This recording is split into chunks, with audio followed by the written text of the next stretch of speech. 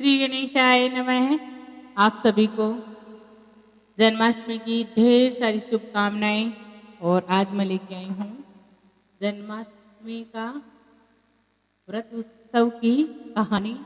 तो मेरी ये कहानी अगर आपको अच्छी लगे तो कमेंट में मुझे ज़रूर बताना। तो चलिए, इस प्रकार है ये कहानी। भाद्रपद कृष्ण पक्ष की अष्टमी को रात के 12 बजे मथुरा के राजा कंस की जेल में वासुदेव जी की पत्नी देवकी के गर्भ से 16 कलाओं से युक्त भगवान श्री कृष्ण का जन्म हुआ था।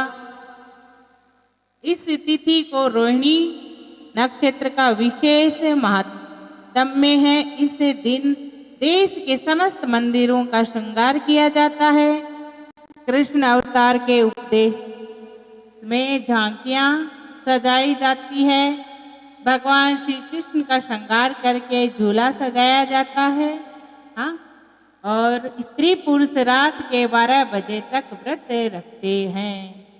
रात को 12 बजे शंख तथा घंटों की आवाज से श्री कृष्ण के जन्म की खबर चारों दिशाओं में गूंज उठती है। भगवान कृष्ण की आरती उतारी जाती है और प्रसाद वितरण किया जाता है। प्रसाद ग्रहण कर व्रत को खोला जाता है।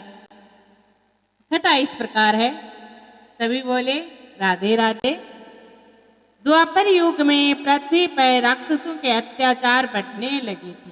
हाँ, और पृथ्वी गायों के रूप धारण कर अपनी कथा सुनाने के लिए तथा अपने उद्धार के लिए ब्रह्मा जी के पास गए।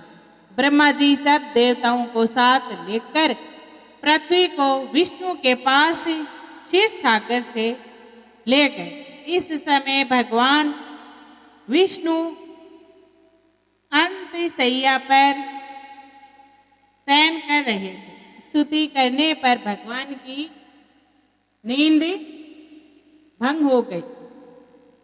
भगवान ने ब्रह्मा एवं सब देवताओं को देखकर, साथ में गायों को देखकर उनके आने का कारण पूछा। तो पृथ्वी बोली, भगवान, मैं पाप के बोझ से दबी जा रही हूँ, मेरा उद्धार कीजिए। इसे धरती माता बोलती है ब्रह्मा जी से। यह सुनकर विष्णु बोले, मैं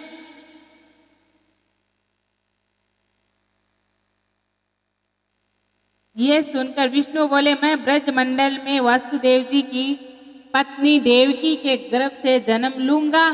तुम सब देवतागण ब्रज भूमि में जाकर यादव वंश में अपना शरीर धारण करो। इतना कहकर भगवान तो अंतर ध्यान हो गए, श्री हरि विष्णु भगवान, और वहीं पे ब्रह्मा जी भी थे। इसके पश्चात देवता ब्रज मंडल में आकर यदुकुल में नंद यशोदा तथा गोप गोपियों के रूप में पैदा हुए। द्वापर युग के अंत में मथुरा में उग्रसेन राजा राज्य करते थे। हाँ? और उग्रसेन के पुत्र का नाम कंस था। ये कथा किस प्रकार है, ध्यान से सुना। उग्रसेन के पुत्र का नाम कंस था। कंस ने उग्रसेन को बलपूर्वक सिंहासन से उतार कर जेल में डाल दिया और स्वयं राजा बन गया। कंस की बहन देवकी का विवाह यादव कुल में वासुदेव जी के साथ निश्चय हो गया।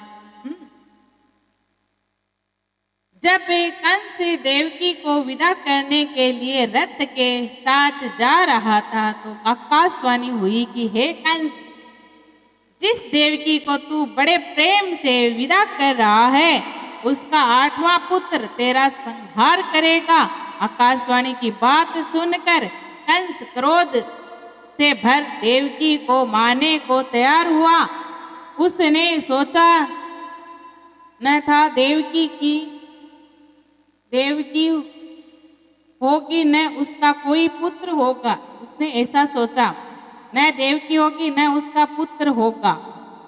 वासुदेव जी ने कंस को समझाया कि तुम्हें देवकी से तो कोई भय नहीं है, देवकी के 8वीं संतान से भय है।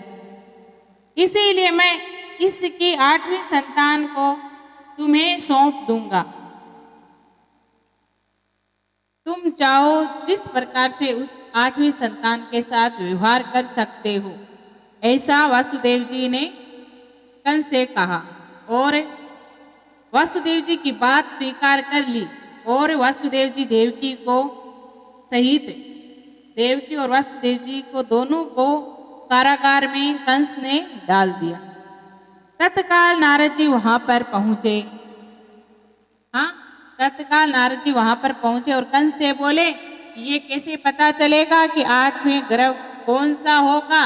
गिनती प्रथम से या अंतिम से शुरू होगी? कैसे शुरू करोगे? ऐसे नारद जी आके कंस को बोलते हैं।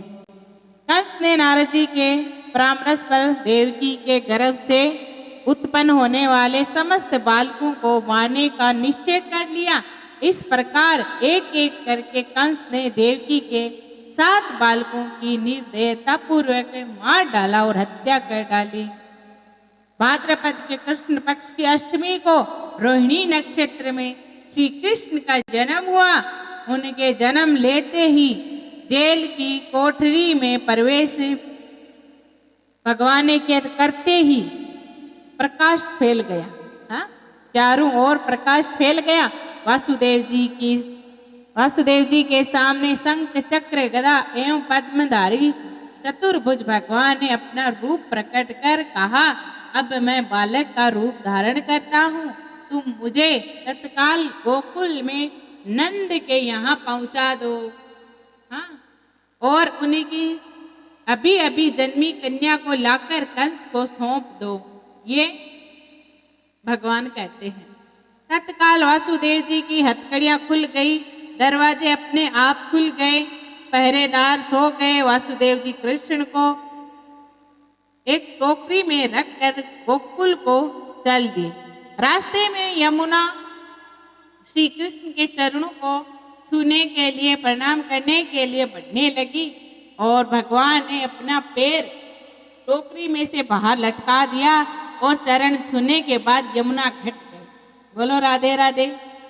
वासुदेव जी यमुना पार कर गोकुल के नंद के यहाँ गए। बालक कृष्ण को यशोदा जी की बगल में सुलाकर कन्या को लेकर वापस कंस के कारागार में आ गए। जेल के दरवाजे पूर्व बंद हो गए। वासुदेव जी के हाथ में फिर से हथकड़ियां डल गई। पहरेदार जाग गए। कन्या के रोने पर कंस को खबर दी गई। कंस ने कारागार में आकर कन्या को लेकर पृथ्वी पर पटक कर मारना चाहा, परंतु वह कंस के हाथ से छूटकर आकाश में उड़ गई और देवी का रूप धारण कर बोली, हे कंस, मुझे मारने से तुझे कोई लाभ नहीं मिलेगा। तुझे मारने वाला तो गोकुल में पहुंच चुका है। यह दृश्य देखकर कंस हत और व्याकुल हो गया। वह कंस से व्याकुल हो गया। कंस ने कृष्ण को मारने के लिए अनेक दैत्य भेजे गोकुल में और श्री कृष्ण ने अपनी अलौकिक माया से सारे दैत्यों को मार डाला। बड़े होने पर कंस को मारकर उग्रसेन को राजगद्दी पर बैठा दिया। बोलो राधे राधे। श्री कृष्ण की पुण्य जन्म तिथि को सभी इसीलिए मनाते हैं। देखिए, श्री कृष्ण की पुण्य जन्म तिथि को सभी इसीलिए मनाया जाता है पूरे देश भर में बड़े हर्षोल्लास से कि ये भगवान की लीला थी और भगवान ने इस प्रकार से जन्म लिया था।